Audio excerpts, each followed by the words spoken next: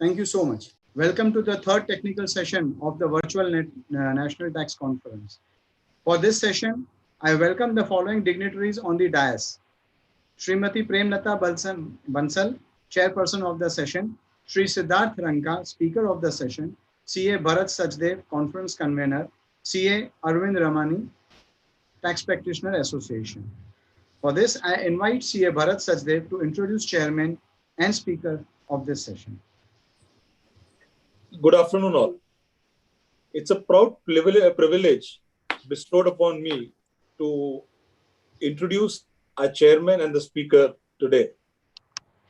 Our chairperson for this session is a senior advocate designated by the Delhi High Court, Mrs. Premlata Bansal.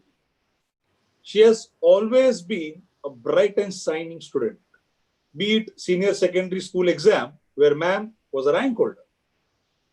A knack of reading and learning can be gauged from the fact that she did a year in BSc and then pursued MBBS for another 2 years. And then, after a gap of 12 long years, resumed studies in Delhi and did her BCom honors, followed by LLB, and bettered it by doing CA. Wow. This is the kind of thrust for knowledge a session chairperson has. Not the one to be stopped, she started a practice in Delhi and in no time started representing the income tax department and rising to become a designated senior advocate by the Delhi High Court in 2011. She has been associated with various organizations during her career timelines.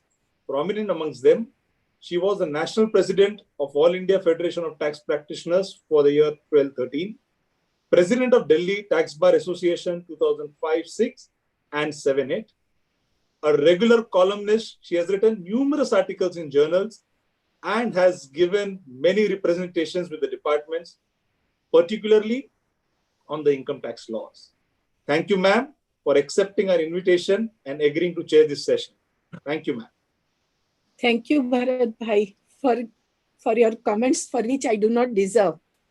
But in any case, you have done your job and now I am starting my job. Please, ma'am. Friends, please. before should I start? Yeah, ma'am, I would give you opening comments. After that, I will introduce the speaker. Please, ma'am, with your opening comments now. Okay.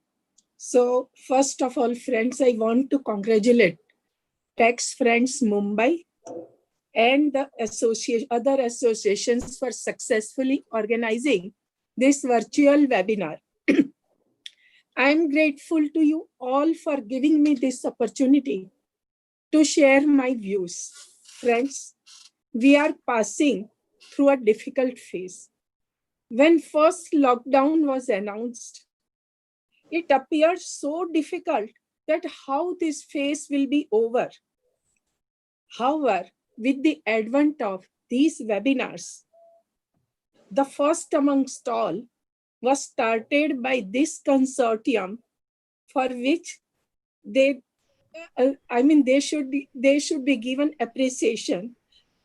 गुत्थी कुछ कुछ सुलझने लगी है. Vision hatched by the organizers became successful. Former President of India, Dr. APJ Abdul Kalam, once said, "Vision elevates the nation.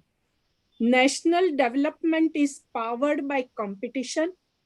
Competition is powered by knowledge.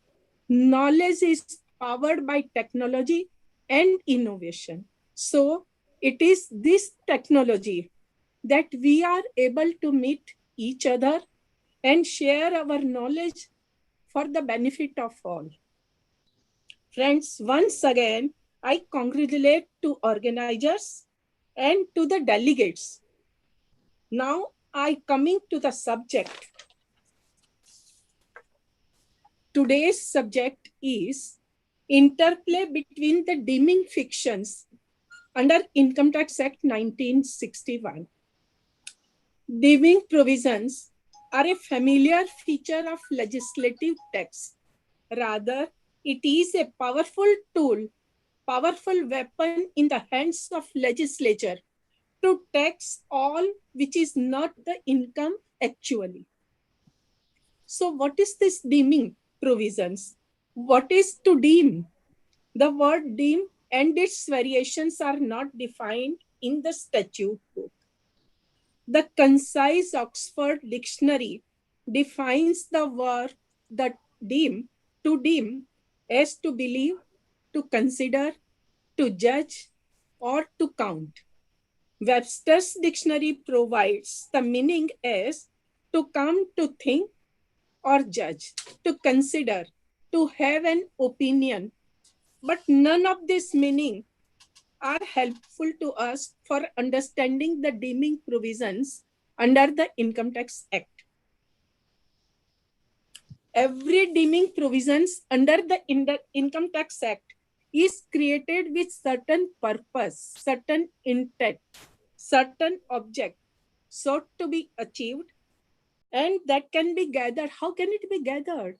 That can be gathered by applying the Hidden's rule or the mischief rule of interpretation. That is, what the problem sought to be remedied. That can also be gathered by the memorandum explaining the provisions introduced in the Finance Act.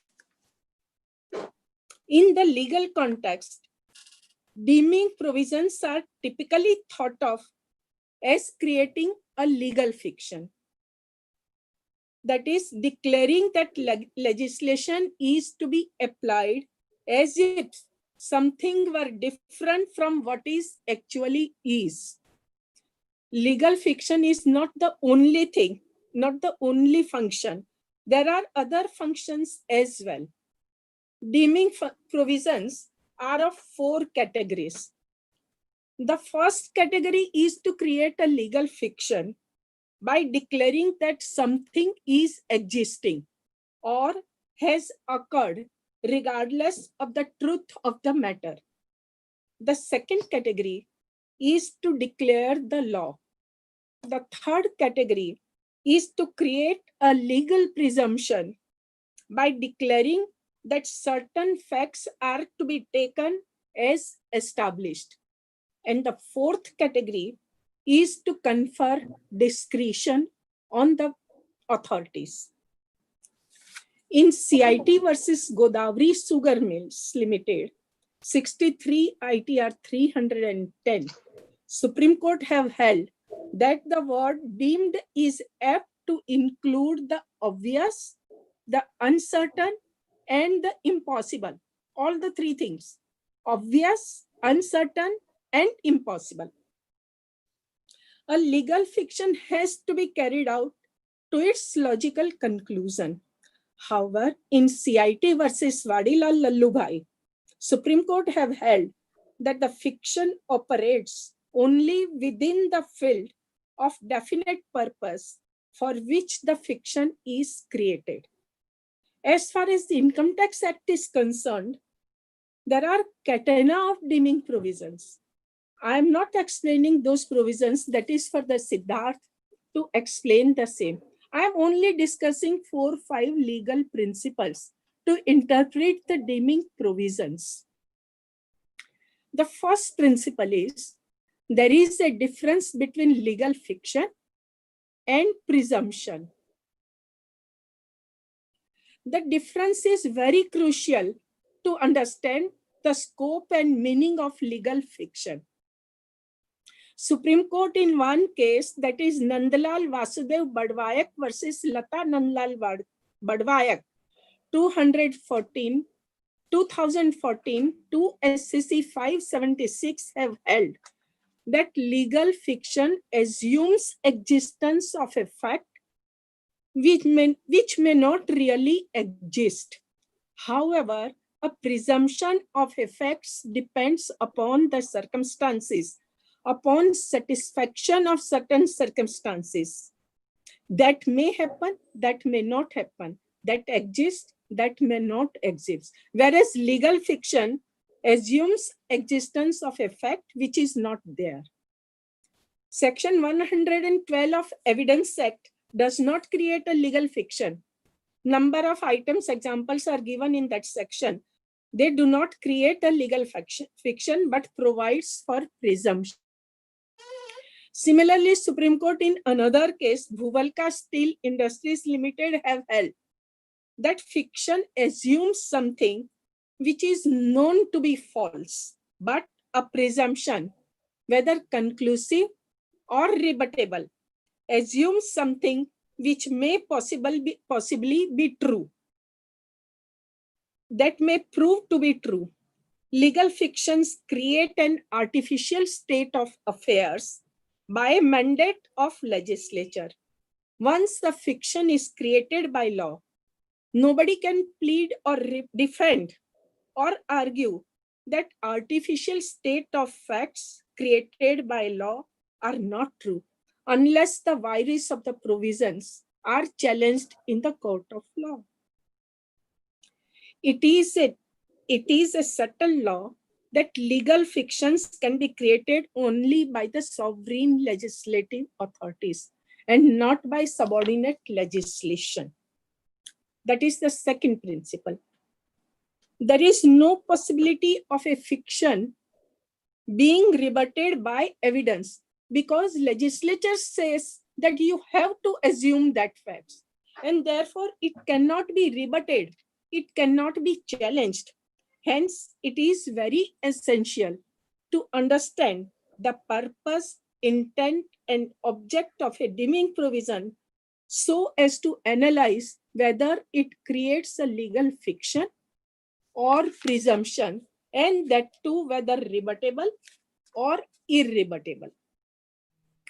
How to determine the object and purpose of a deeming provision? It is a very complex process. In one of the case, Bombay High Court, in CIT versus Lokmat Newspapers Private Limited, 322 ITR, page 43, Justice D.Y. Chandrachud, while sitting in a Bombay High Court, has discussed the scope of a deeming provision while dealing with meaning of the term speculative transaction under explanation to section 73 vis-a-vis section 43.5. It is held in this case that once the requirement of explanation of section 73 are satisfied, that is, the SSE is a company and the part of the business of the company consists in purchase and sale of shares of other companies, then the consequences which are envisaged in the explanation as a fiction of law are to be brought into existence.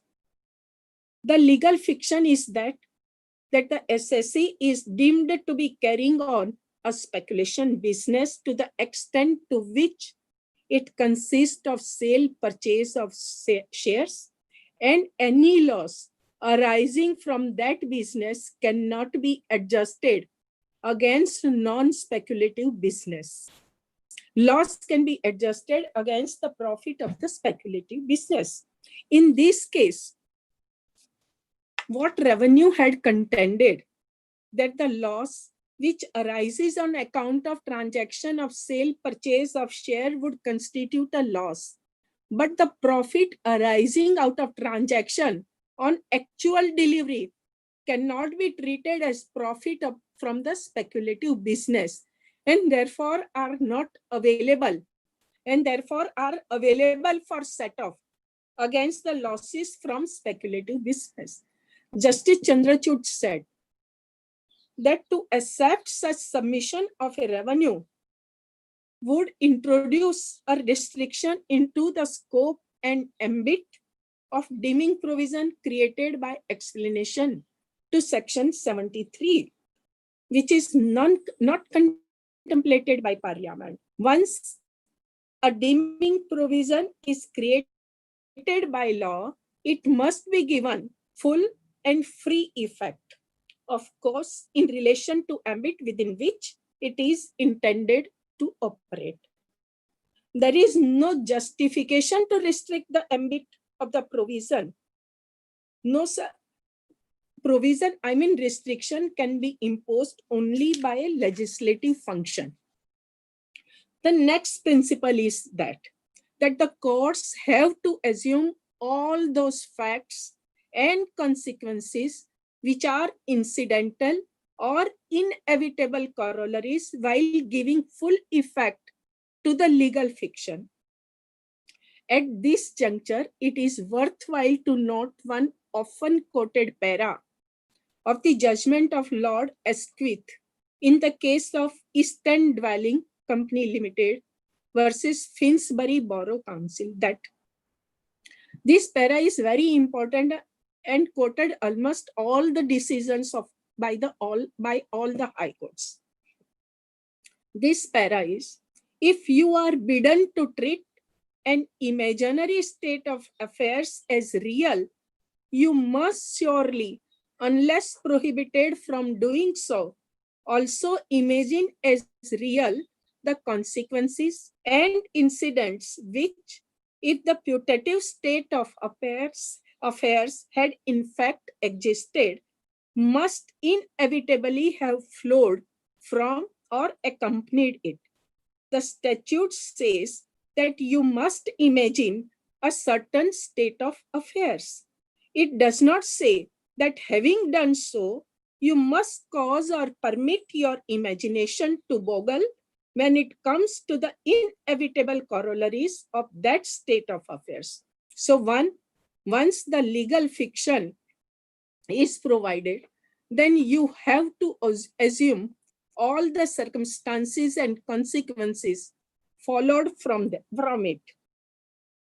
Though deeming provision must be given full effect to, it is worthwhile to note the observation of Supreme Court in the case of Bengal Immunity Company Limited, which says that legal fictions are created only for some definite purpose, and therefore it is to be limited to the purpose for which it is created, and it cannot be stretched beyond the legitimate field. So for the purpose for which the deeming provision is created, that can be extended to that extent only. I can give one example for this, that the proviso B to section 10(2)(6), that is corresponding to section 32 of the Income Tax Act, which says that unabsorbed depreciation, which creates a legal fiction, that unabsorbed depreciation, either with or without current year's depreciation, is deemed to be current year's depreciation. It is well settled that, as held in Bengal Immunity Company's case, legal fictions are created only for the definite purpose, and therefore it should be extended to that extent only and not beyond that. So Supreme Court rejected the contention of the SSE that because of the legal fiction, unabsorbed carried forward losses are to be given preference in comparison to unabsorbed depreciation. So the unabsorbed depreciation will become the part of current year depreciation. There is no modification or no deviation from the basic and well-recognized principle of commercial accountancy.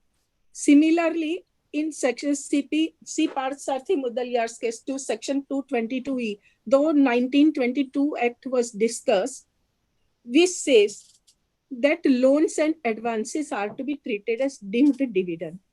But that doesn't mean that the loan taken by the concern or the SSE, being the shareholder, that is treated as income of the SSE by way of dividend, and therefore it cannot be repaid. So legal fiction cannot be extended to that effect. Legal fiction has to be stopped at the juncture that the dividend, loans and advances received by the shareholder or by the concern in which the shareholder have the beneficial interest or the substantial interest, then that is to be deemed as dividend. That cannot be extended beyond that. Thus, by interpreting the deeming provision, one has to treat as real the consequences and incidents which are flowing and accompanying those circumstances. What is the scope of legal fiction? Deeming provision may create legal fiction and a fact. Sometimes, what is legal fiction?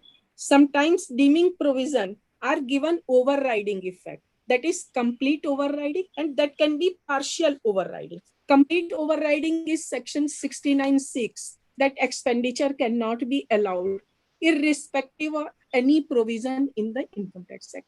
That is the complete overriding. Limited overriding, section 50, which creates that the depreciable asset, the transfer of the depreciable asset has to be treated as short-term capital asset and therefore to be treated as short-term capital gain. So it is partial, that it affects only to section 242A. Factual, what is factual fiction? Factual fiction, section 72A, that the losses of the amalgamating company are to be treated as losses of the amalgamated company, and the consequences will follow that can be allowed to the amalgamated company. Avoidance. The deeming provisions are also created to curb the avoidance of tax. What are those? What are those provisions? You are knowing that section 43CA, section 50C, section 56 to 10. So these are for curbing the tax evasion or tax avoidance. The next principle is, can something be deemed which actually exists? No. Which actually exists. That is a factual thing which really exists, that cannot be deemed. What can be deemed which actually doesn't exist? Say that one case is there that from the possession of one person, from the car of one person, one incriminating document was found. Assessing officer sought to assess the third person, stating that belongs to the another person. Under section 153C, satisfaction has to be raised by the assessing officer that this document belongs to the third person. Whereas under section 132(4)(a), assessing officer of the searched person has to raise the presumption that that document belongs to the searched person. So the quality is different. Under 132(4)(a), there is a presumption. Under section 153C, there is a legal fiction. So this is the difference between the two. So I am not going further to another examples. I am leaving to Siddharth, who has prepared the subject very well. So friends, I will cite another things in the concluding remarks if time will allow me.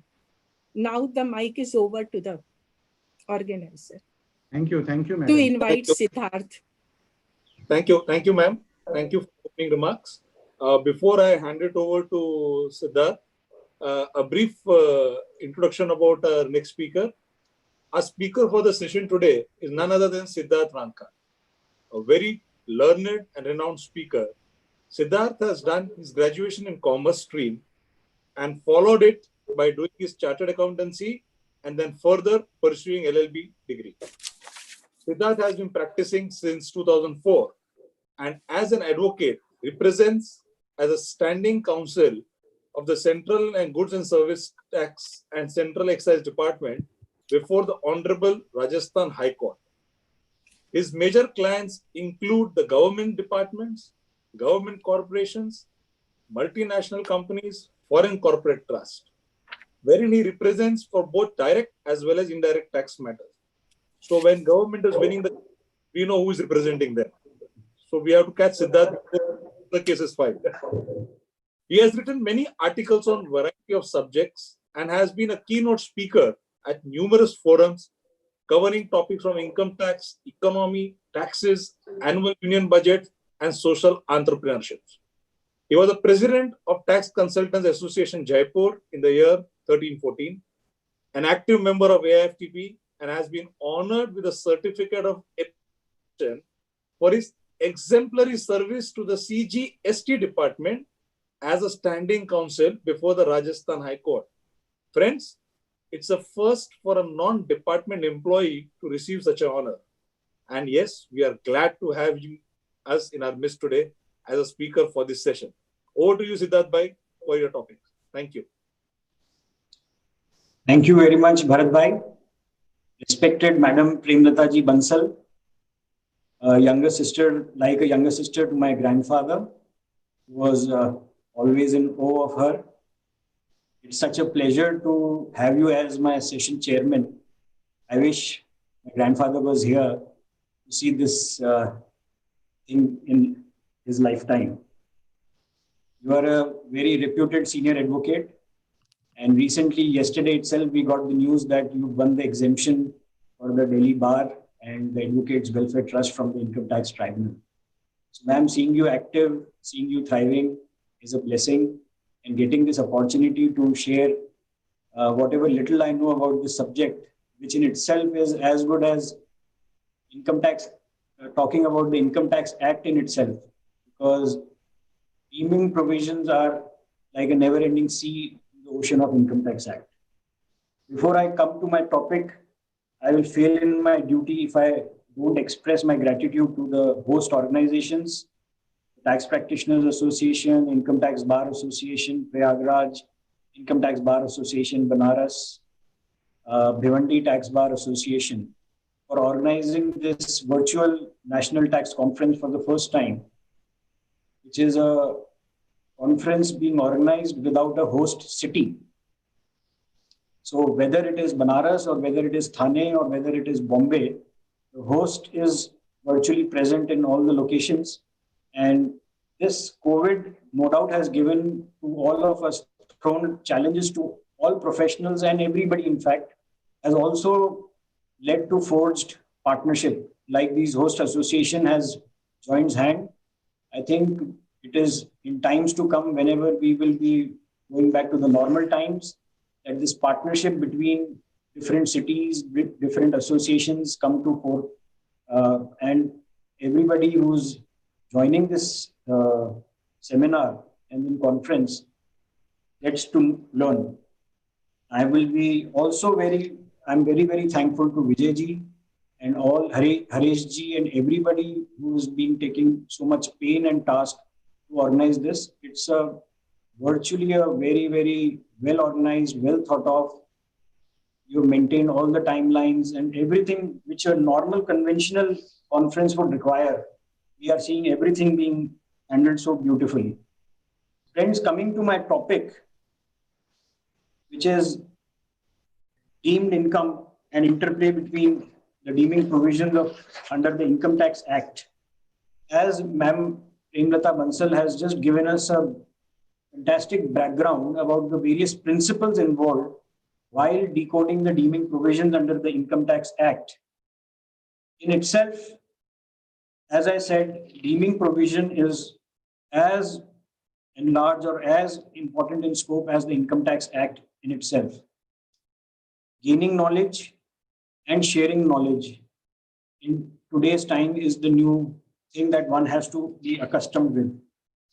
And I think Vijay ji, by organizing 50 webinars and then this conference, has taken a lead, and he's been ensuring that each member of his association and all the partnership associations are benefited with all the subjects, whether it is income tax, whether it is GST, whether it is accounting standards, or whether it is motivational talks. I think wide range of topics have been chosen, and wish you all the best. Friends, we know whether it is GST Act or Income Tax Act, it is full of sections, subsections, provisos, clauses, subclauses, explanation, notification, circulars. And to top on it, we have deeming fictions incorporated within the sections, within the subsections, within the provisos, within the clauses, subclauses, or explanations. And as ma'am has said, the deeming fictions through Honorable Supreme Court at various occasions, which I'll also be touching upon briefly, has to be very, very strictly construed. The Act itself refers to the term deeming or deem in about 287 points, and the rules also refer it to 67 times. So friends, you can understand that what is obvious, for that to be said through the statute, the deeming provisions have been referred time and again by the Parliament in the Income Tax Act, or to show that what is not present under the Act is brought to taxation. When we are decoding the deeming fictions, at most of the points we'll find that the facts and the law. If you have facts with you, the deeming provision may not be in your favor, and there could be also saving graces where the deeming provision is purely in your favor, and factually you are not able to draw out a good case. So, and it's always oscillating between which side of the coin is on the stronger side, whether it is the factual foundation or the legal foundation. By a normal corollary, deeming fiction states how something is to be treated. In the legal parlance, it is as simple as that, how something is to be treated on a given set of facts. On the backdrop of facts, what is the logical outcome? That is what is going to be defined by the legal term of deeming. What would be the conclusion is irrelevant. Supreme Court in Mafatlal Gagalbhai has said, sometime it is used to impose for purpose of a statute an artificial construction of a word or phrase that would not otherwise prevail, or sometime it is used to put beyond doubt what is uncertain, and sometime it is used to give comprehensive description that includes what is obvious, what is uncertain, and what is in the ordinary sense impossible. And this phrase has been used, as ma'am has also highlighted, at various other judgments. In another case of Consolidated Coffee, the Supreme Court observed a deeming provision might be made to include what is obvious or what is uncertain, or to impose for purpose of a statute an artificial construction of a word or phrase that would not otherwise prevail. So what normally we can decode is that deeming provisions have been incorporated under the Act either to remove certain uncertainties, to show that what is the obvious intention of the legislature, or to bring in its fold, which a normal definition would not be able to bring within its fold. Supreme Court again in Delhi Cloth and General Mills Company also observed, when a statute enacts that something shall be deemed to have been done, which in fact and in truth was not done, the court is entitled and bound to ascertain for what purpose and between what persons the statutory fiction is to be resorted to. So from the earlier conventional literal meaning, now Supreme Court also says that not only look in the definition what is being provided, but also look into the fact what was the reason that deeming fiction was incorporated. What was the backdrop under which this deeming fiction was incorporated, so that one doesn't create injustice beyond what was intended to. If the deeming fictions were not there under the Act, then Honorable Supreme Court and KP Varghese says, then this burden would lie upon the assessing officer. And once the deeming provision is provided as an arm shield to the assessing officer, then his responsibility to disprove or to prove what is obvious goes away. And again, Supreme Court in Arujan Sugars also said, as was said in the earlier case, that what is the purpose for which that deeming provision was incorporated should be looked into before doing the justice or before arriving at the interpretation. In the case of Voltas, it was observed that deeming fictions are to be construed strictly. No word should be added, modified, deleted than what is stated, and the simple rule of strict interpretation and literal construction would apply. Whatever illogicality it may lead to has to be ignored. So we have two broad thoughts which are prevalent while dealing with the deeming fictions. One, which says that whatever is referred there to, do not go into the what conclusion it may lead to. And second version is that look into the deeming provision, why it was brought to statute, what was the mischief which was sought to be removed, and in that circumstances interpret that deeming provisions. So this will always be a debatable subject. It will always intrigue any professional, whether it is in the realm of indirect taxes or direct taxes, because rules of interpretation always changes. Sometimes the court balances the equation between the assessee or the assessing officer so that it doesn't lead to a complete absurdity. The courts are also armed with reading down the provision. And a lot of time where the provision is worded in such a manner that it may lead to complete illogicality, then courts are definitely do intervene and read it down for what purpose the provision was incorporated. For example, in the Companies Act, director's disqualification, Delhi High Court has read down the provision of 164(2) to restrict that disqualification only to the company where the default is there. And they've gone into the backdrop of the material, why was that section incorporated? At the same time, there are other courts which have gone by literal meaning and simply said that once a disqualification is there, the disqualification remains for all the companies and is not restricted to the company where the default is there. So yes, this will be a very, very intriguing provision whenever it is being interpreted. As ma'am has already highlighted, that there could be various types of deeming fictions which are brought under the statute. One could be that creates a legal fiction like section 9, which defines under what circumstances it will be deemed that an income has accrued in India. There could be deeming provision which declares the law, like deemed dividend under section 222E. So where the provision is being, the law is stated as it is, it's a case of deeming provision that declares the law. Third would be a deeming provision incorporated under the Act to ascertain or to declare certain facts. For example, 292BB, where the notice is served or a defective notice is served upon the assessee. So it is deemed as obvious that yes, the Act acknowledges that there were certain infirmities under the notice which was issued, but that should be treated as or deemed to be treated as correctly served. Or section 171 when it involves partition of a HUF. Deeming provision that confer discretion upon the assessing authority or a quasi-judicial authority is like under provisions of 12AA-263, where the commissioner is armed with revoking the registration already granted or to not to grant a registration, or 263 is reviewing the order passed by the assessing officer. Then there are certain provisions which determine the quantum of income. Like for example, section 43CA, 50C, 56 to 10. 43CA and 50C come into play when there is a transfer of immovable property, either as a capital asset or as a stock in trade.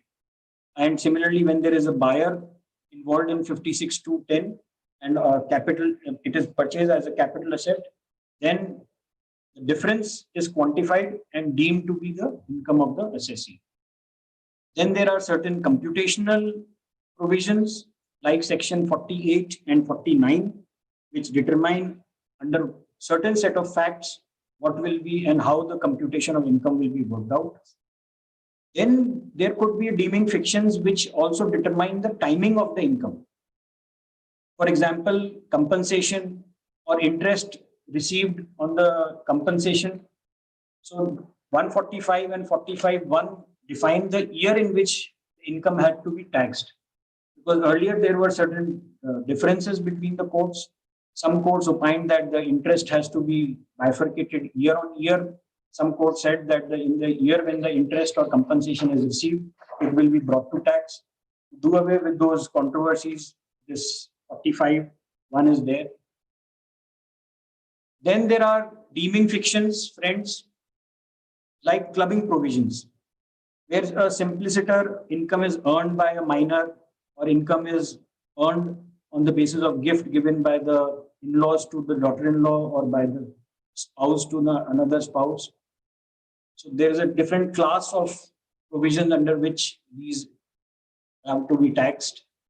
Then we have presumptive taxations, 44AD, 44AD, against a backdrop of SSE. These provisions will be there. Then we have cessation of trading liabilities, that any liability which is there, which has been written off by the SSE or which is not payable anymore, will be deemed to be income in the year when it is written off. Then you have section 159, 159.1, 159.2, 159.3, which defines the responsibilities of the legal representatives, how that debt which ought to be have been discharged by the SSE is to be discharged by the legal representative, what manner the legal representatives will enter into the shoes of the deceased SSE. Then we also have provisions like where other statutes are referred, like ESI and PF deposits of employees' share, where if there is any delay in deposit of such share, then even Income Tax Act, though there are judgments in majority in favor of the SSEs, but as far as the plain language of the Act goes, it is not restricted to a provision within income tax. Deeming provisions are also brought in to look into the other statutory provisions of other enactments. Then we have non-deduction of TDS. That could also lead to a disallowance of income. Payment above cash limits under 48(3), above 10,000. If there is a violation of those provisions, then we automatically that is treated as income. So these are all the ambits of deeming provisions under the Income Tax Act. In fact, to really decipher what is the income is a difficult task. What we now know is that the Income Tax Act is as good as deeming provisions of Income Tax Act, the income tax of deemed income. Then we also have forfeiture of advance towards immovable property on transfer of capital asset under 56(2)(9). So that is also a forfeiture which was not brought under the ambit of tax, has been now brought under the ambit of tax. Other case of deeming provision could be a second house property where the annual letting value has to be determined. In case even the property is not let out, even if the property is vacant, then also one has to work out the deemed income under that circumstance. And then one of the important facets of cash credits, unexplained income, that is section 68, 69, and with the involvement of 115BBE, which has now gained a lot of importance. The topic assigned to me is a topic on which the entire conference of 2 days can be devoted. For me to do the justice in a period of time allotted to me, friends, there would be always a gap in what one may have in his mind, but whatever I have been trying to, whatever I can cover, I'll try to cover. In the corporate world, cash flow is the biggest challenge a corporate house now faces. And with restrictions imposed under the Companies Act and deeming fictions under 222E has gained tremendous importance. So to start with my topic, in case any SSE has 10% or more voting share in a company, and he's also a member or a partner or a shareholder in another enterprise, or directly himself where he's holding 20% or more, or directly himself, and there is a transaction between this company and that company, then the amount which is received by the recipient is deemed as dividend in the hands of the recipient. Now, it's not that every loan or every advance is to be deemed as dividend. Only if the concern A from which the transaction has flown has some accumulated profit, has some profit in its as in the reserves and surplus, then only this provision will come into aid. So any company where there is losses, but there is liquidity available, there is no problem of deemed dividend being flouted or deemed dividend not being involved. When we talk about accumulated profits, then share premium received by the company has to be ignored, and what is freely available as distribution of dividend, only that revenue is to be treated as accumulated dividend. If it is a transaction between holding and subsidiary company, then this provision will not apply. As ma'am has rightly in the earlier session said, when there is a transaction between two entities and it's for the normal course of business, then that provision is also out of the ambit of deemed dividend.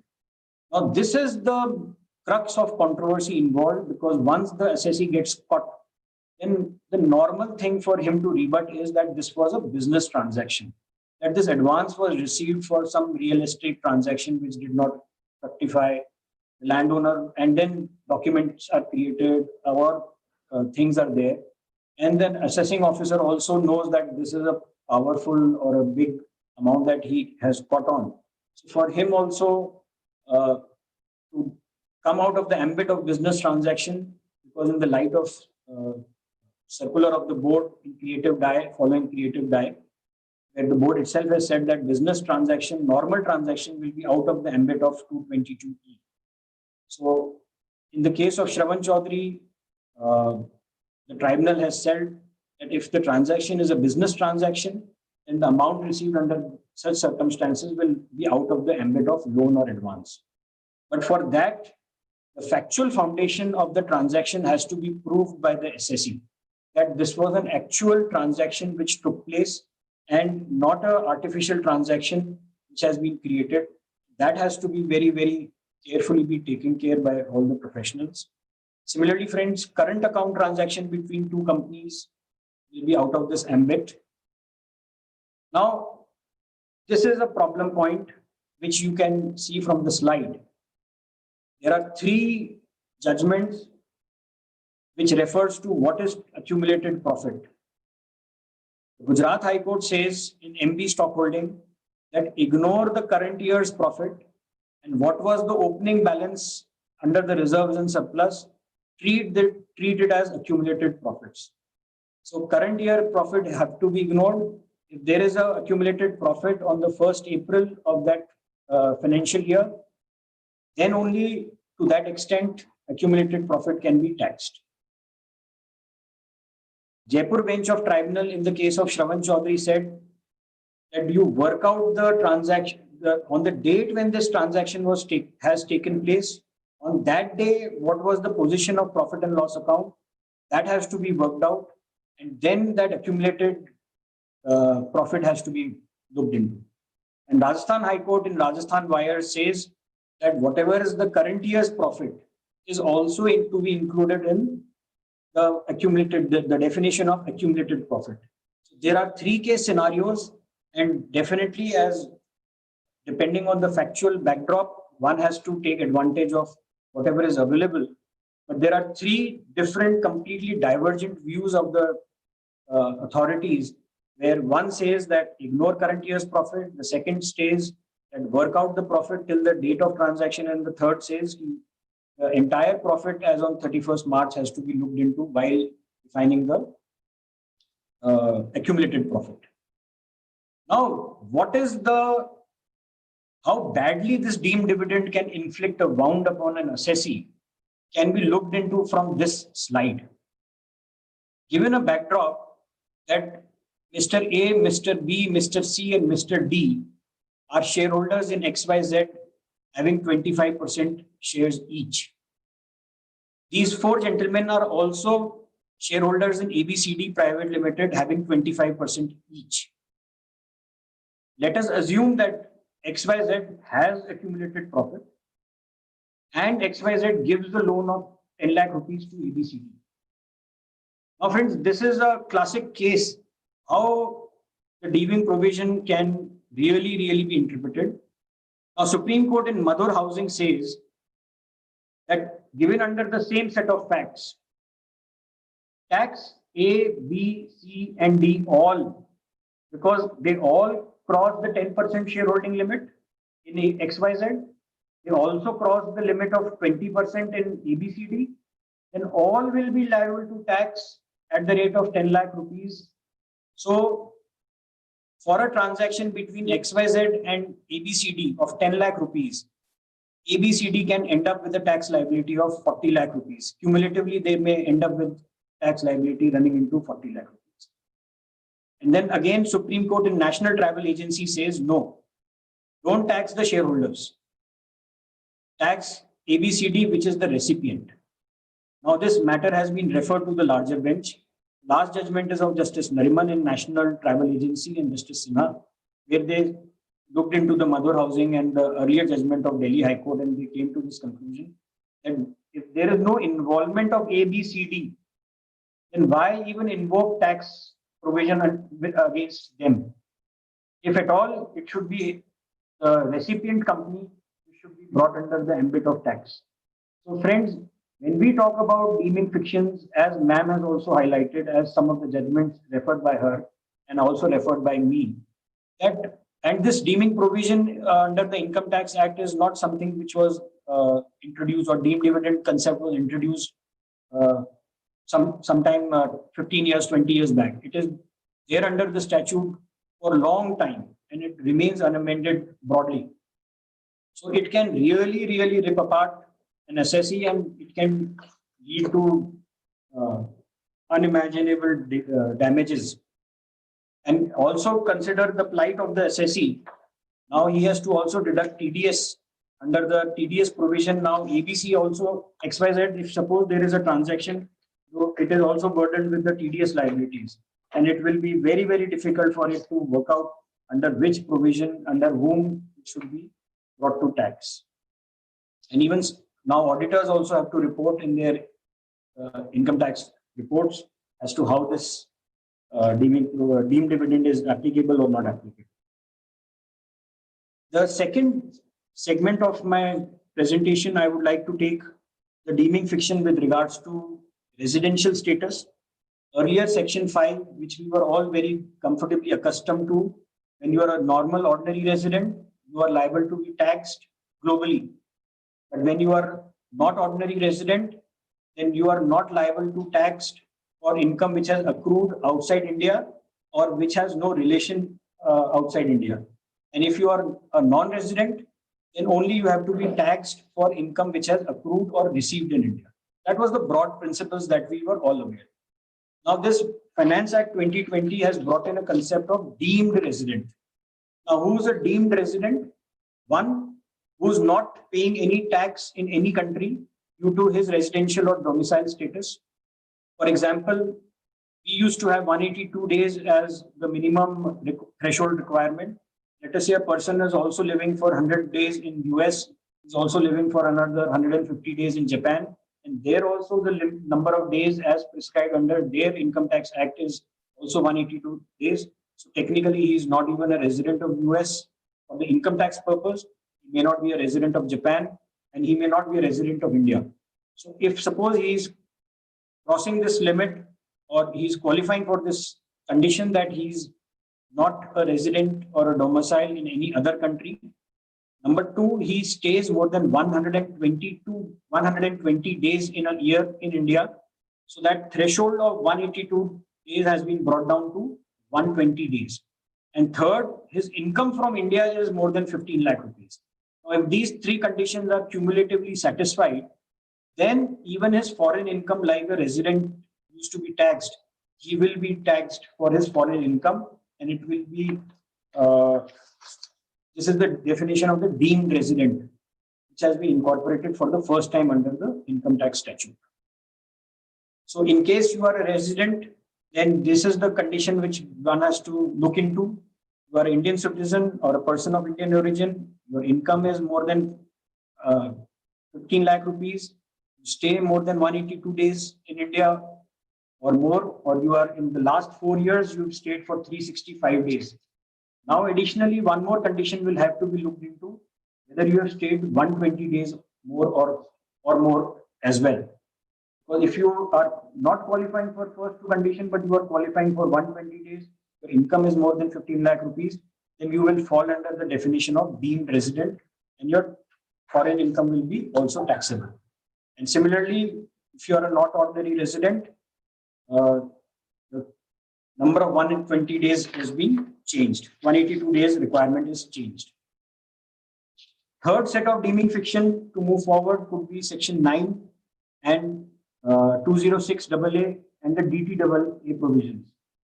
Now, Supreme Court, Tribunal, High Court have concurrently held that DTAA provisions will override the provisions of the Income Tax Act. Because DTAA provisions are sovereign enactments which have been entered between Government of India and the foreign country, and it's a reciprocal transaction which the foreign country has also ended with the Government of India. That will have a precedence over income tax provision. If income tax provisions are in variance to the DTAA provisions, the income tax provisions will not prevail. What will prevail will be the DTAA provisions.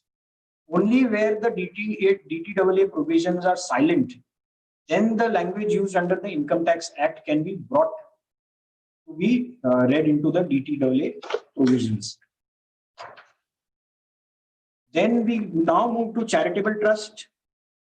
When suppose a charitable trust has accumulated certain income to be spent for over a period of 5 years, and it has not been able to spend that income within that period of 5 years for the purpose for which it was set apart, then Bombay Tribunal says that this is a deeming provision under 11(3). Whether you have subsequently spent it for in the normal course or you do not spend, it is further not available for set apart, and it has to be deemed as income and tax is liable to be paid. Friends, you should be aware that this budget has also changed the provisions with regards to requirement of registration under 12AA and 1023C. Incidentally, if you are holding a registration under 12A or 1023C other than agriculture income, no other exemption within exemption can be claimed. So suppose you are having exempt income from dividend, a charitable trust, let us assume earns dividend income, which is normal course was exempt. So you cannot, by the provision of Finance Act 2015, you could not have claimed dividend as a separate class to be treated as exempt and then remaining amount to be shown for taxability. So if you are registered under 12A or 1023C, then other than this, no other exemption can be claimed. But Finance Act 2020 has brought on about again a very analogous situation that institutions which are registered under 12AA can claim exemption under 1046. So 1046 is available to regulatory bodies, primarily regulatory bodies like Pollution Control Board or electricity commissions. So if those bodies are having 12A registrations, they can very well apply for 1046 and get it. But suppose those institutions have opted for 1023C registrations, then they cannot obtain 1046 exemptions. And you know this from this Finance Act, you can either have 12A or you can have 1023C. Both exemption certificates cannot be taken by the trust. While you are dealing with or discussing with your clients who are into this field, this minute difference can be brought to their knowledge, and in a given situation, this thing can be taken care of. Moving forward, the other important and most controversial subject of the day is 14A, which deals with expenses incurred in relation to income which is not included in the total income. Some principles which have now more or less been settled. Number one, disallowance cannot exceed the exempt income. Suppose your exempt income is 10 lakh rupees, and on the basis of Rule 8D, the formula works out 20 lakh rupees. It has to be restricted to the exempt income ultimately earned. It cannot go beyond what was earned as exempt income. Second formula within this is, if there is no exempt income, so you have invested in the portfolio to earn exempt income, but there is actually no earning of exempt income, then this entire 14A goes out of its ambit. Third, it also applies to deductions and is not restricted to only exemptions, because the terminology used under the Act is total income.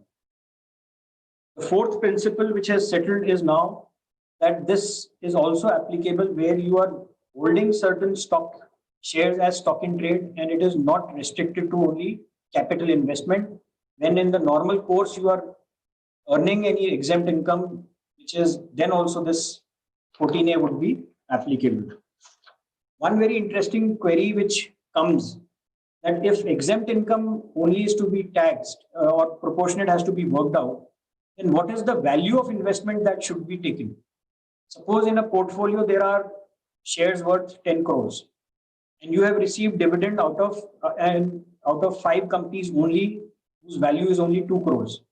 Then whether while working out in the rule 8D, whether the entire 10 crore ought to be taken or only 2 crore should be triggered, I carry a view that it should be only 2 crores that you should be taking while calculating, because ultimately, if suppose there are investment which has not led to any exempt income, that can be segregated, and only those investment which has ultimately led to some exempt income can be brought to calculation.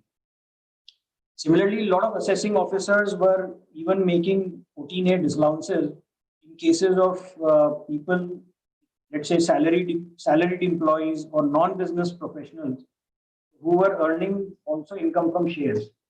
Even if they have not claimed any deduction, they have not maintained any books of accounts, then also 14A was being calculated, and on assumption additions were made.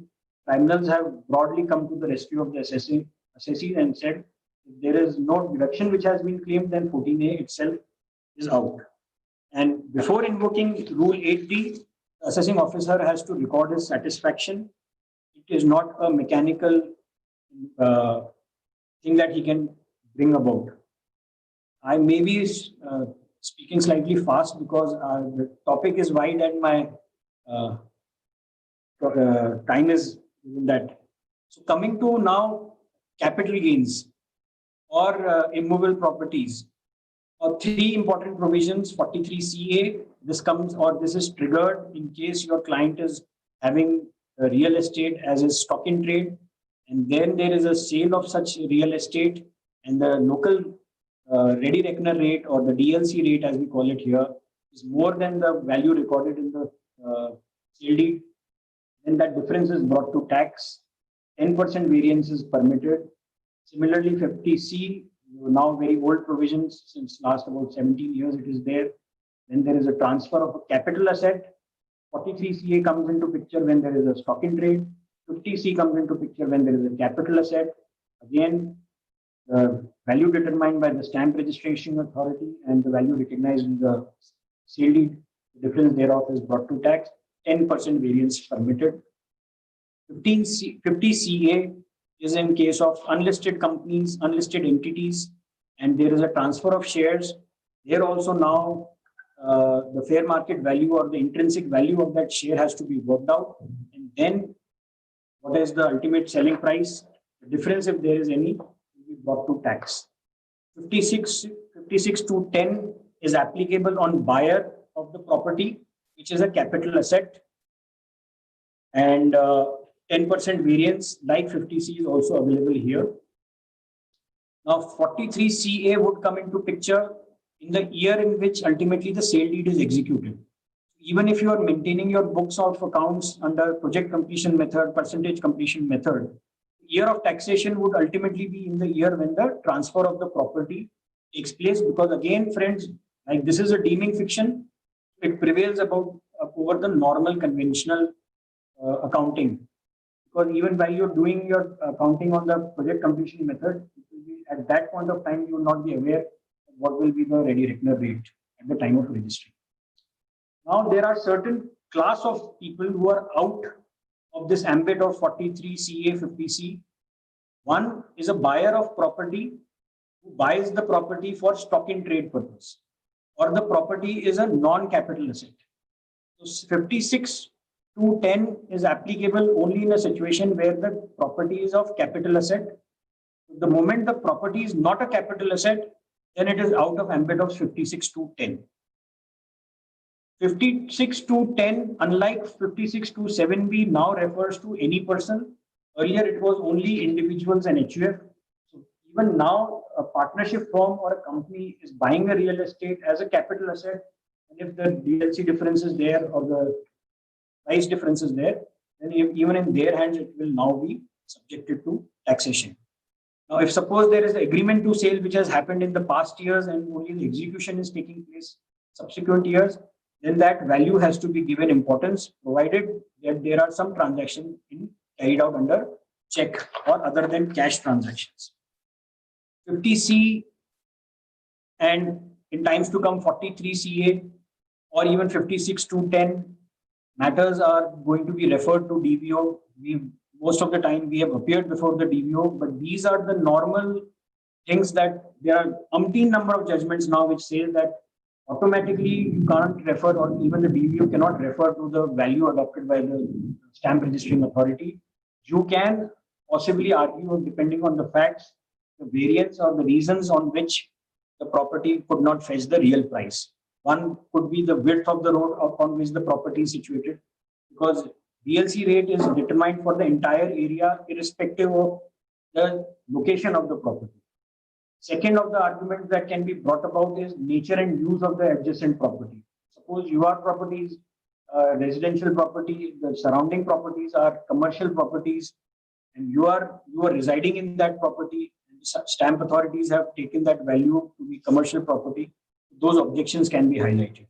Third, as I said, the use of the property. A case which I argued was a case where the property was a cinema hall property. For the stamp authority purpose, they treated as commercial property, and no difference or no discount is offered for a property which is assigned for a specific use.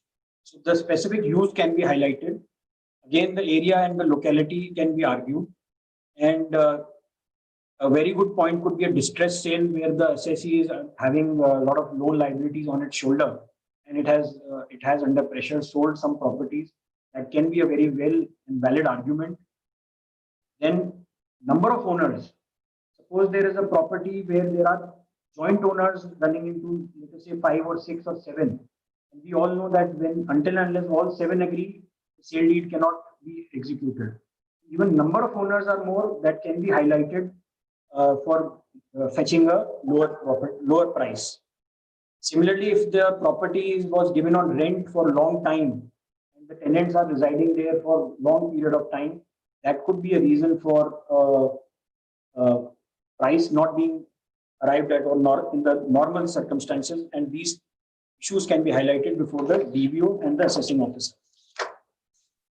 Jaipur Tribunal in Vimla Devi Samaria has said that once sale instances of nearby areas are given, then the DVO cannot automatically reject and ignore those instances.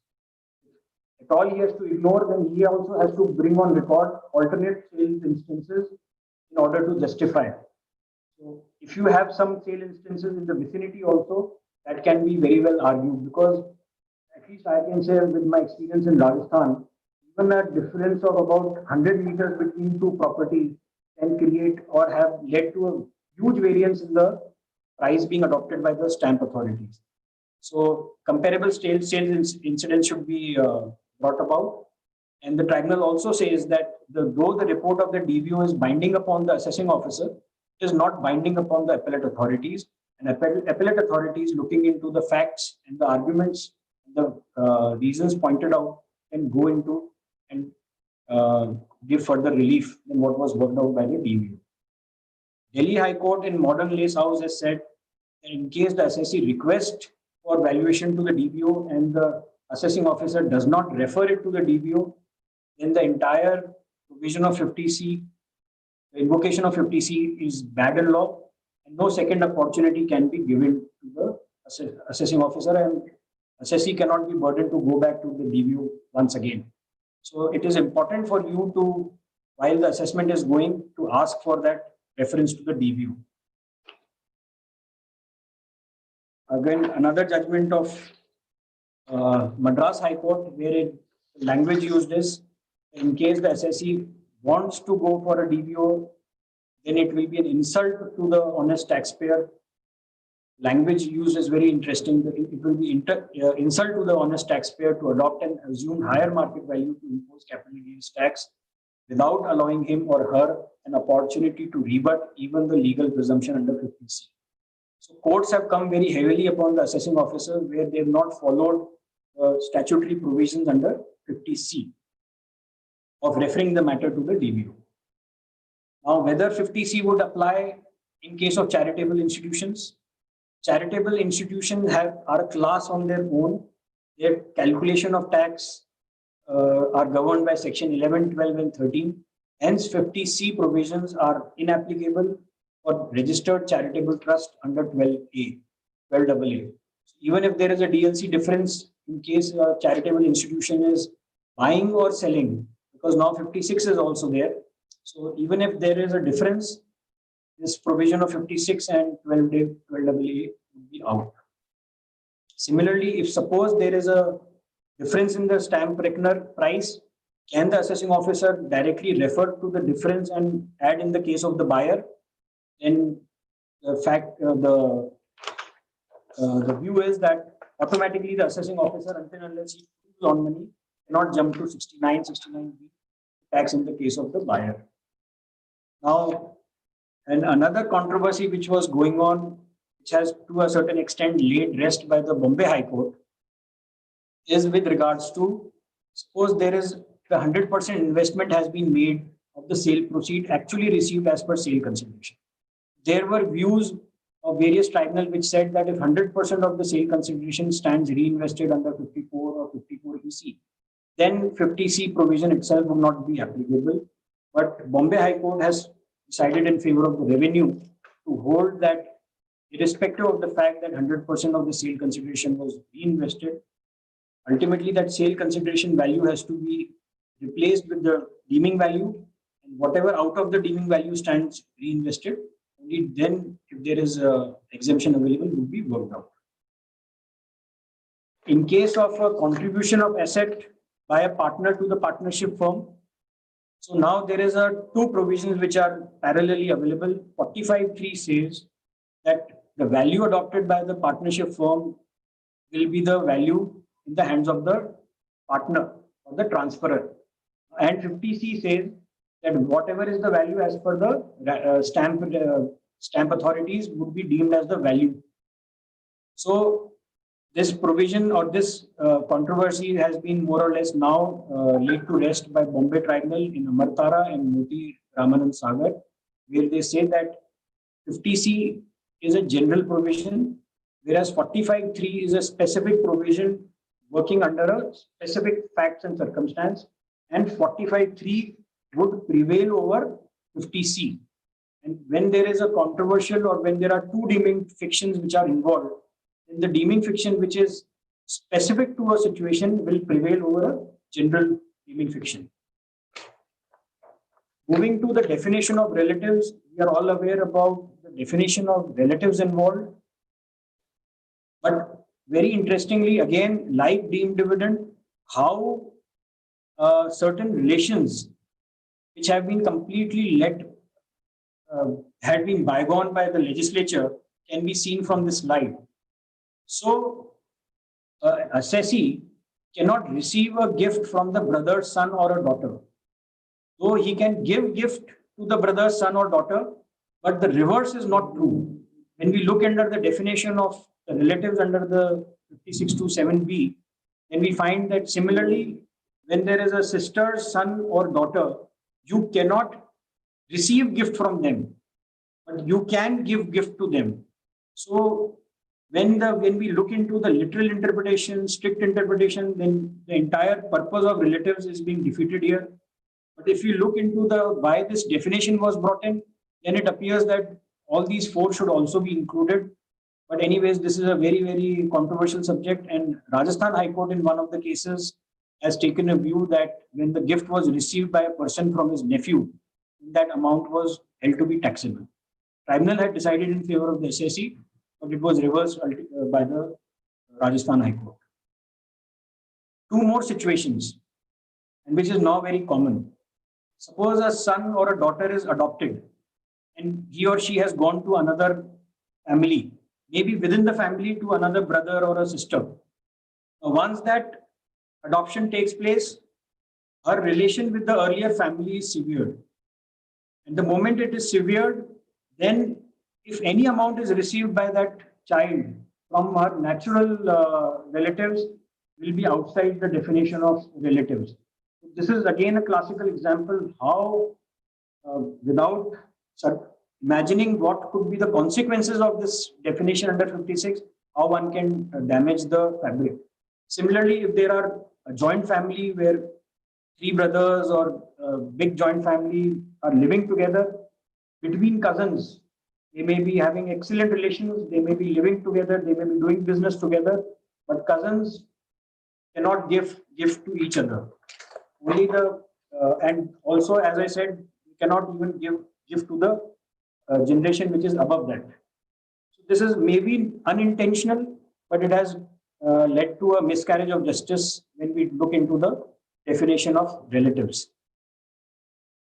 A lot of queries also come to me with regards to what happens in case of, let us say, divorce or annulment of marriage between two husband and wife, and the spouse or the wife receives certain amount by way of maintenance or one-time settlement from the husband.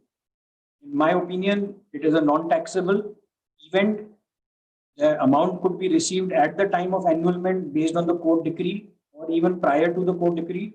This will not come under the ambit of 56 because they will be covered under the definition of relatives.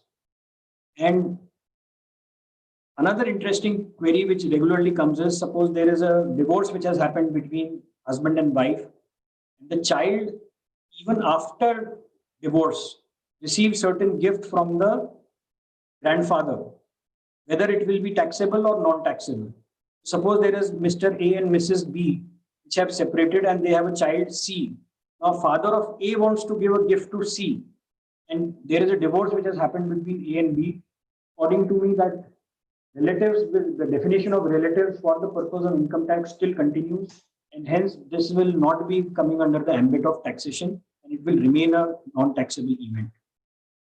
One of the topics which is yet to be settled or which is yet to be tested is what happens in a case where there is a remarriage of the spouse. One of the spouse has died and the spouse remarried. And there is certain transaction which happens from the first family. So whether that will be covered under the definition of relatives is something which is to be tested. In my opinion, the relation continues irrespective of the fact that the person has remarriage or not. But as far as Hindu Succession Act is concerned, it is silent. As far as the Income Tax Act is concerned, it is also silent, which may in times to come be tested. So another provision is with regards to allotment of shares, where you are already holding shares and you are getting some shares at a discount from its normal fair market value. So tribunals have said that if you are receiving shares which everybody is receiving, then 56 to 7C is out. But if you're receiving certain disproportionate amount, then yes, that could be brought under the ambit of taxation. I am skipping associated enterprises because that was probably covered in the first session of today's conference, and which brings to the very interesting topic of assessment year 17-18, where 68-69A read with 115 BBE has been brought into focus. Primary difference between 68 and 69A is 68 is involved in a case where the assessee is maintaining books of accounts, and it is any sum found credited in the books of accounts. As long as any sum is entered in the books of account which is maintained by him, and the nature and the source thereof is not explained by the assessee, or in the eyes of the assessing officer it is not explained satisfactorily, it will come under the realm of 68. 69A comes into a picture when the assessee is not maintaining any books of account and there is any asset, money, bullion, jewelry, or any other article, etc. found. And again, the language is that the assessee is not able to offer explanation, then this will be brought to tax under 69A. Invoking of wrong provision where books were maintained and 69A was invoked and books were not maintained and 68 was invoked, that in itself may not lead to annullity of the assessment, because CIT appeals are empowered to rectify all these things. Some important judgments which one has to keep in mind while dealing with the situation would be case of Vinod Chadha, Surendra Kumar Sanpal, Kailash Jewelry, Akshat Kumar, JM Wire, where broadly the courts have come to this conclusion that once the assessee has explained his version and the accounts, the books, the transaction is entered in the books of accounts and he's explained his version of story, then assessing officer has to disprove the transaction, and simpliciter on assumption and presumption, he cannot simpliciter invoke section 68, 69 and bring it to taxation. 68, 69 also assumes importance, read with 115 BBE, because as ma'am has already highlighted that no deduction, no benefit of loss, etc., no exemption, nothing can be claimed against this amount. And as far as disclosures found during the course of survey search, Rajasthan High Court in the case of Bajargan Traders has held that in case of a jeweler carrying on business transaction, undisclosed stock found, that will be treated as part of his business profit, not as part of undisclosed sources, and so that section 68 and 68, 69A were not involved. These are some of the judgments which I have referred. Because of time, I'm not referring them in detail, but one has to time and again go through these judgments whenever the situation comes while your matter is being before the CIG appeal or any other forum. Madras High Court, incidentally, in Salem Shri Ram Vilas, has quashed the assessment proceedings where the assessee highlighted that whatever in the case of e-proceedings, what he highlighted, the assessing officer did not verify those transactions and simpliciter went ahead with making the additions. So in case there is a miscarriage of justice, this judgment can also be taken, benefited of to again go back to the assessing officer. Once there are two languages involved under 68 and 69. One is the assessee offers no explanation, and second language uses that the explanation offered is not in the eyes of the assessing officer satisfactory.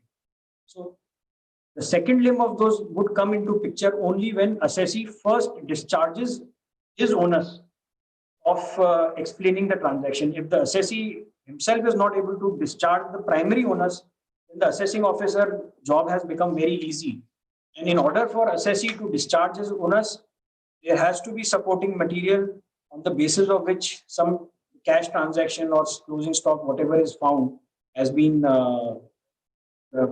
Common examples could be highlighted that for how long this business was being carried, whether books of accounts are maintained, what is the past history, what is the immediate past transaction, what is the transaction disclosed under the GST returns, and whether stock register is being maintained, nature of trade, which is very common to the trade itself. There were some past cash withdrawals. These could be highlighted.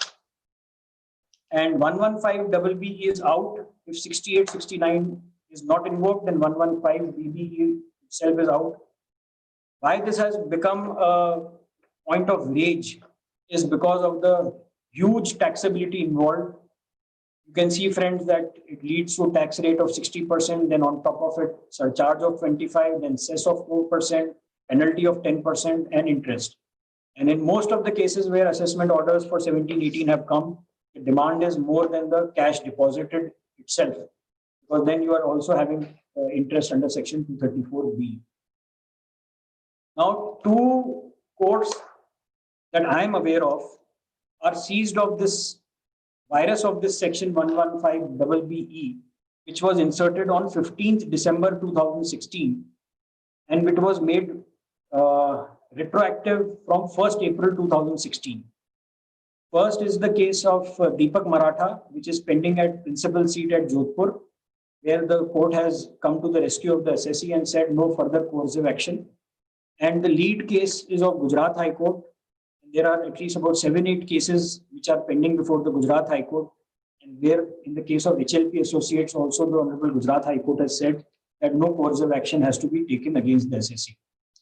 The importance of introducing this provision from 15th of December 16 with retrospective effect from 1st April can be also gauged from the fact, forget demonetization. If a normal course, a survey has taken place against the assessee in the month of June 2016, and he voluntarily surrendered certain amount on the basis of common understanding of the income tax department and the statute and the professional, and he offers a sum of rupees, and he also has also paid the due advance tax also. Now, based on this amendment brought in from retrospective effect, his liability has gone many folds. Not only 30%, it has gone many folds, maybe 2.5 times than what was originally envisaged. So even a ground of promissory estoppel, though ma'am is the right person or highlight whether the ground of promissory estoppel can also be brought about under this facts and circumstances. There are various judgments of Supreme Courts, Vatika, and many judgments which says that normally retrospective taxation should be avoided. Here is a case that not only the tax was brought in, though it was already available, but the rate of tax has been introduced or increased substantially. So as I was taking about my topic, the more you read into this deeming provision, the more unsure, the more puzzled, the more confused, lost you are left with, because you are ultimately wondering what was the thing which was going on in the mind of the framers of the statute when this provision was brought in and what ultimately it has led to. So one has to be very, very cautious about these deeming provisions, and the seminars like this are very, very relevant to bring about the awareness about this. Now, when we talk about MAT provisions, Rajasthan High Court in Krish Holmes has held that in case of rural agricultural land situated beyond the boundaries of 8 kilometers, etc., would still attract provisions of 115 GB. Because the profit earned on that sale of agricultural land is credited under the P&L account. Though on the basis of reduction clause 2, you claim that this is exemption available under section 10(1), read with 2(1)(a). But the Rajasthan High Court has come to this interpretation that once the rural agriculture income would be referred, or the intention of rural agriculture or agricultural income is only on the basis of income earned on that land. When that land itself is being transferred, it will not be getting the advantage of rural section 10(1). Subsequent to this judgment of Krish Holmes, there is another judgment of Jaipur Tribunal in Moti Sons, wherein they have said that provisions of 115 GB would not be attracted in case of rural agricultural land. So again, there are versions and there are versions. And this is the beauty of deeming provisions. As you read it, you will end up being more confused, and there will be always a difference of opinion. To come to a common consensus would be a great achievement in itself. Similarly, while disallowances under 14A are there, that cannot be taken under the realm of 115 GB. Suppose there are certain disallowances which are there under 14A, that has to be restricted and read only with reference of 14A. It cannot come under the realm of 115 GB, which is now settled by two High Court judgments, Jayashri and Nirma. This is Gujarat High Court. Similarly, if there are deeming additions made under the statute, they are also out of the ambit of MAT provision. Because one of the golden principles of deeming fiction is that you cannot deem beyond the language used, you cannot deem within the deem and bring to taxation transactions which were not originally planned under the deeming fiction. Just before conclusion, 292BB, we are aware that 292BB is a beneficial provision to the assessing officer where there is effect in service of notice, and that can be the legal presumption cannot be raised by the assessee if he is that Maruti Suzuki Justice Chandrachud categorically holds that whatever there cannot be an estoppel against law, number one. Number two, and notice which was void ab initio, which was non-jurisdictional notice from the very starting, the benefit of 292BB is not available. 292BB is a example could be, suppose the firm name is ABC Private Limited and the notice only refers to ABC. Those could be the cases which would be coming under the realm of 292BB. But if suppose the notice itself is issued, which is, let us say, a notice issued to a person who is already dead, or in the case of Maruti Suzuki, where the amalgamation had taken place and the department was aware about the amalgamation and it still issued the notice in the transferor company, So that notice in itself is bad in law, and 292BB will not come to its rescue. Now, when one talks about deeming fiction, one cannot do away with penalty provisions, because suppose because of deeming fiction, there is some addition which one assessee has to face the music of. The broad consensus is that when deeming fictions have been incorporated, brought to tax, then assessee should not be burdened with penal consequences, because that will not come under the realm of concealment or even filing of inaccurate particulars of income, because there is a great deal of discussion, confusion when one talks about deeming provisions. Even court, Supreme Court, at various occasions carry different views. And just to bring to my last, friends, we have been, as students of law, as students of CA, we've always been taught that ignorance of law is not an excuse. So when it comes to professional shoulders, it even becomes even more difficult duty, until unless we are not sure about what the law stands for, what the law stands for, we will not be able to guide our client. And it will be a self-goal in case we are not updated with the topics. And I would just say, wish you all the very best. Thanks again to the organizers. I hope I have been able to cover my topic within the time permitted to me. If time permits, we can again debate this topic for hours together, because this is like a ever-flowing river under the umbrella of Income Tax Act. And I'm very, very thankful to the organizers, and I hand over the back to the organizers. Yeah. Thank you, dear Siddharth ji. In your presentation, and have tried to explain all the nitty-gritties of this deeming provisions. I hope this is helpful to everyone.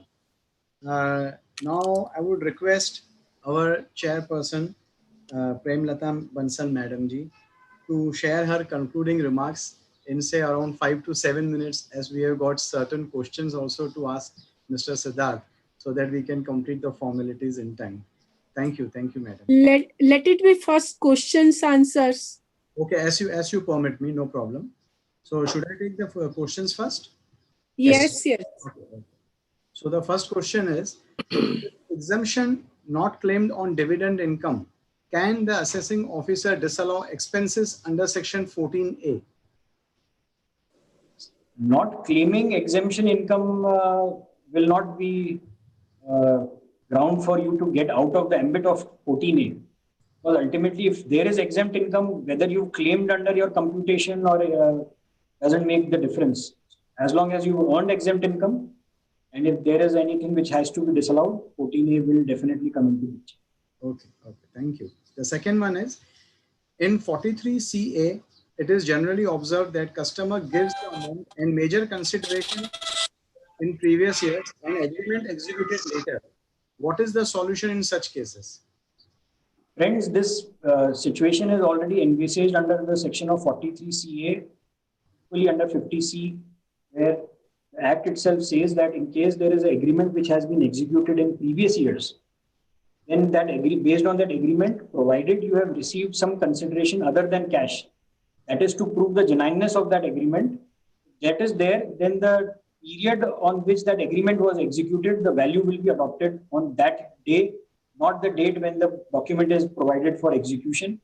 May I also add, for the benefit of the audience gathering, that now under the RERA laws, I think as far as Rajasthan is concerned, the moment the builder receives more than 10% of the consideration from the customer, that agreement has to be necessarily executed before the sub-registrar authority or the stamp authorities.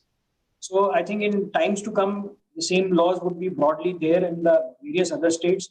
So this rescue of referring to the earlier agreement will be in itself a thing of a past in times to come. But the Act itself gives that situation, takes care of that situation. Thank you. Thank you. The third question is, one-time amount received at time of divorce is not taxable, but monthly subsequent maintenance received would be taxable. Please confirm. Yeah, this is definitely a point of controversy. As long as the marriage subsists and there is a maintenance given, no problem. But if suppose some amount is being given on the basis of court decree, that argument can be taken that this is also not part of income. Forget about 56(2), it's not part of the definition of income itself. And it is more or less like a capital receipt received for maintenance of a child or the lady herself. So according to me, even post-divorce, suppose some monthly maintenance is being received, that should be out of the ambit. Correct. Okay, sir. The next question will be whether 56 subsection 2 is applicable in case of disputed property and leasehold property when property is purchased. 56(2) is applicable irrespective whether the property is disputed or not disputed, whether it is rented or not rented. But these are available for you as a defense to highlight before the assessing authority or even before the stamp authorities for that matter, or before the DVO, that these are the backdrop of the facts and circumstances, and on the basis of which that difference should not be subjected to tax. But as far as coverage is concerned, it is very well covered. Thank you, sir. And now last two questions are there that I'm going to ask you together. I think so both are related. Actually, I think so there is some confusion in the question, but nevertheless, I'll just try to tell you. Sure, sir. Can you throw some light on taxability on sale of third-party property held by a bank and sale proceeds used to set off loan? And I think so this is continued. Borrower is declared insolvent and there is no relationship between property owner and borrower. They are just... Yes, these are very, very challenging situations where the property of a guarantor is taken over by the bank, or even a property which is mortgaged with the bank is ultimately auctioned, and no sale proceed comes to the bank account of the assessee. But as far as the provisions of the Income Tax Act are concerned, the moment there is a transfer, it is de-linked with the receipt of consideration. The moment there is a person to whom the possession has been handed over and there is a transfer of asset, the liability, whether it is a business, whether that asset was held as a business asset or whether as a capital asset, comes to, and whether you have given that property as a guarantor or as a owner of the property makes no difference. Although I would leave ma'am to answer this. It's a debatable issue. Yeah, definitely it will be a debatable issue because nothing comes in the hands of the borrower. That is where property the deeming is fiction transferred. So whether is, section 53A would apply or not, and whether Podar Cement will apply or not, all has to be seen. It is not so simple. Yes. And that is why deeming fiction pinches. Yes. Thank you, Speaker sir. These were the questions. Now over to you, madam, to please proceed the deliberation. Friends, subject is very vast and time is short. Yes. But Siddharth has justified both time as well as subject. Siddharth has very well explained the provisions in great details because the Income Tax Act is full of deeming provisions. Rather, it is an act of deeming provision. As and when Supreme Court, Highest Court decides against the revenue, deeming provision come into picture, either retrospective legislation or deeming provision. So this is the weapon in the hands of Income Tax Department. Many issues arising out of the deeming provision regarding interpretation of these provisions. And the solution of the same depends upon the case study, precedents, and regular fundamental principles evolved by the judges in various decisions. The subject is not very simple. There are so many provisions in respect of capital gain. There are so many issues. Bundle of issues are there. Whether in respect of section 50, whether beneficial provision of section 54 would apply or not. Whether 54 EC would apply when stamp duty valuation, say the property is sold for 1 crore, but stamp duty valuation is 1.5 crore. SSC has not received more than 1 crore and he has invested only the amount which has been received under 54 EC. So whether what benefit is to be allowed, at what rate it is to be allowed. There are so many issues regarding holding of period, section 242A, and Section 48, whether the previous owners have held the period for which previous owner have held the asset that is to be included in the subsequent owner or not, who has received the property by way of gift or will. I mean, there cannot be enumerated. I mean, number of issues are there, but the time is very short. Time is over, and the delegates are hearing, rather intentionally, rather happily or unhappily, the speakers for the whole day. Now I am winding up this.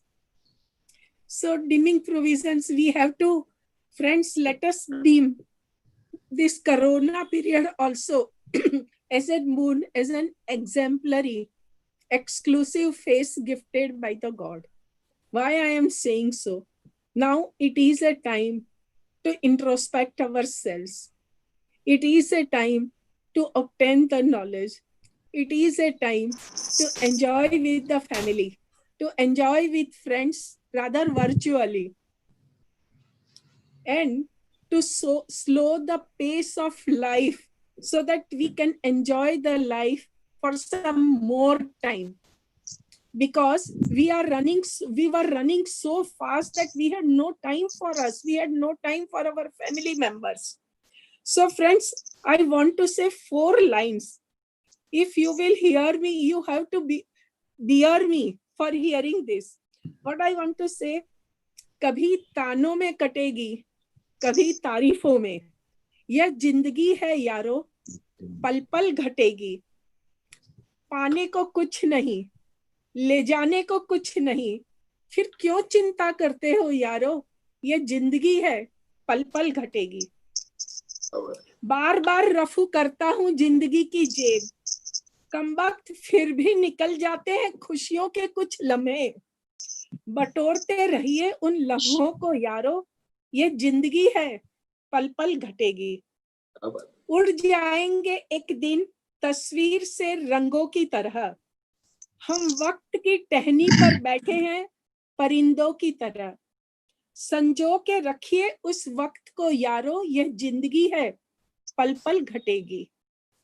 ना राज है जिंदगी, ना नाराज है जिंदगी, बस जो है वो आज है जिंदगी. इसलिए बांटते रहिए प्यार और खुशियां यारो, ये जिंदगी है, पल पल घटेगी. बांटते रहिए प्यार और खुशियां, ये जिंदगी है. So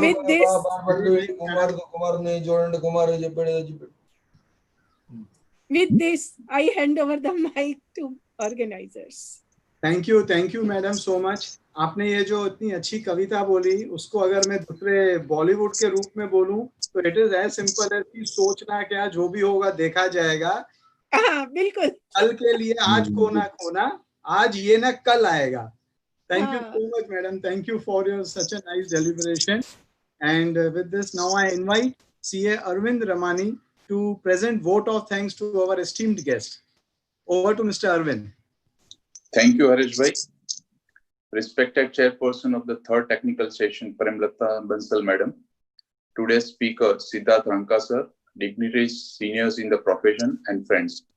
It is a proud privilege to propose a well-deserved vote of thanks to today's speaker, Sri Siddharth Ranka sir, for masterly analysis of interplay between various fictions under the Income Tax Act. Friends, you all will agree that sir had enlightened us on various integrities of the provisions and enrich us with knowledge and also answer all the questions. Thank you very much, sir. Thank you very much, sir. Respected chairperson of the session, Bansal madam, we all thank you for your sparing valuable times and chairing the session and conducting the proceedings of the session. Thank you, ma'am. On behalf of the all consortium of the association and delegates of this first ever national level online tax conference, I propose a very well-deserved, a very hearty vote of thanks to today's speaker and the chairperson of the session. Thank you, sir. Thank you, ma'am. Thank you, one and all. Thank you very much. Thank you. Thank you, Mr. Arvind. Sorry, madam, please. Yeah, thank you, Mr. Arvind.